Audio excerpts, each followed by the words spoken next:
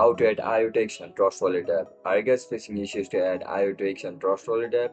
If that's so, then this video might help you out. Without further ado, let's get started. First of all, open Trust Wallet app on your mobile device. Once you open the app, now look at the top right corner of your screen where you can see this icon. Click on it. Now search for IoTeX. To add IoTeX and Trust Wallet app, just simply toggle this option.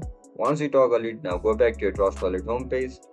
Scroll down and click on IOTX. Now tap on Receive. With the help of this QR code and wallet address, you can receive IOTX from different crypto wallets. And that's it guys, that's how we're gonna add IOTX on Trust Wallet. If you guys found this video helpful, don't forget to like, share and subscribe to our channel. See you in the next one. Bye bye.